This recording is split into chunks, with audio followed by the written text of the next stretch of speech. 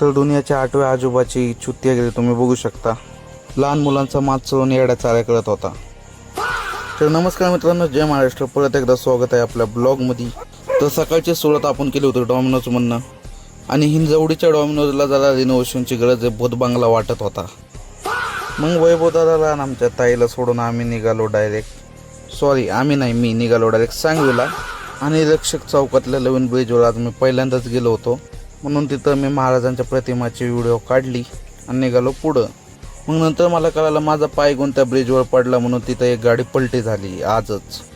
आपण विसरून निघालो नाशिक फाट्याला. आणि नंतर एक स्कूल बसवाला मला डायरेक्ट असा आडवाला जसं काय त्याला मला स्वागतच घालवायचं होतं.